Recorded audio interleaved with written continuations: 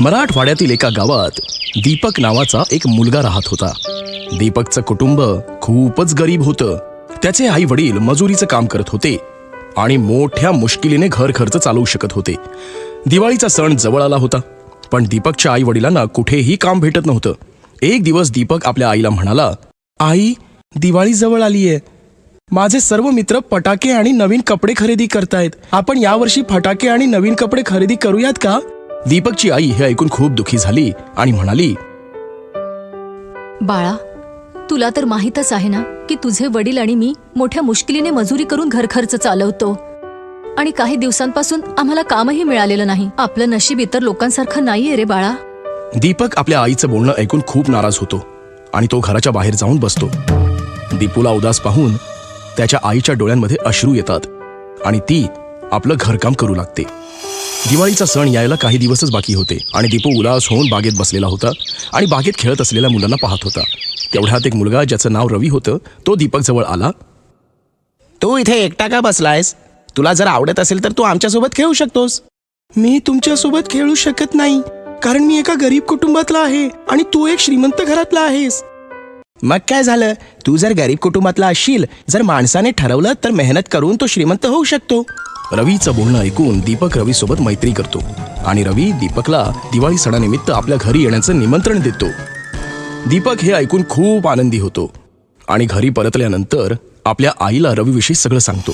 दिवाळी सणाला दीपक आपल्या घरून तयार होऊन रवीच्या घरी गेला. रवीला दीपकला पाहिल्यानंतर खूप आनंद झाला, पण रवीच्या आई वडिलांना दीपकला पाहून आनंद नाही झाला. दीपक गरीब घरातला दिसत होता आणि रवीच्या आई वडिलांना असं बिलकुलही वाटलं नव्हतं की रवीने गरीब लोकांशी मैत्री करावी किंवा त्यांच्यासोबत खेळावं.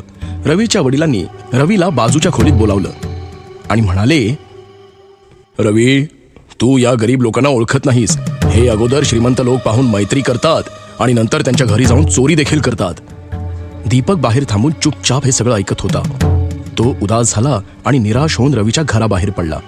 रवी सुद्धा वडिलांसमोर गप्पच राहिला आणि बाहेर येऊन फटाके फोडू लागला. दीपक थोड्या अंतरावर थांबून रवीला फटाके फोडत असताना पाहत होता आणि अचानक दीपकची नजर जळत असलेल्या फटाक्यांवर पडली. तो फटाका रवीच्या पाठीमागे पडला होता.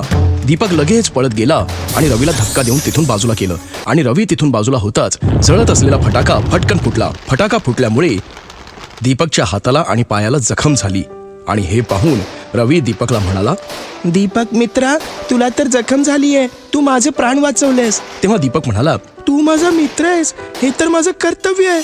रवी आपल्या आई वडिलांना झालेली घटना सांगतो, तर त्याच्या आई आणि वडिलांना आपला गैरसमज आणि झालेल्या चुकीबद्दल पश्चाताप होतो की त्यांनी दीपकला ओळखण्यात खूप मोठी चूक केली. रवीच्या वडिलांनी दीपकची माफी मागितली आणि त्यांना खूप आनंद झाल्यामुळे दीपकला भरपूर मिठाई दिली आणि चांगले कपडे घरी घेऊन जाण्यास सांगितले. दीपकला आनंद झाला आणि तो आपल्या घरी येऊन पाहतो तर काय, त्याची आई घरात उदास बसली होती. दीपक आपल्या आईला म्हणतो, आई, हे बघ, मी तुला आणि बाबांना दिवाळीच्या भेटवस्तू आणल्यात.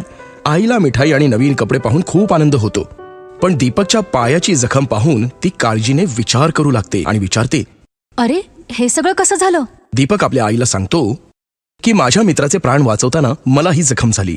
तेव्हा रवी आपल्या आई वडिलांना घेऊन दीपकच्या घरी येतो. हे पाहून दीपकची आई म्हणाली, मालक, मालकीण, तुम्ही आमच्या घरी? तर रवीचे वडील म्हणाले, हो, तुमचा मुलगा खूपच शूरवीर आणि इमानदार आहे. त्याने माझ्या मुलाचे प्राण वाचवले. आज तुम्ही आमच्यासोबत दिवाळी सण साजरा करा. आणि दीपकची आई आनंदाने रडत रडत दीपकला मिठी मारते. ही पहिली दिवाळी होती जी दीपक आणि त्यांच्या कुटुंबाने नवीन कपडे घातले होते आणि मिठाई सुद्धा आणली होती. तसेच सगळ्यांनी दिवाळी सण मोठ्या आनंदात साजरा केला.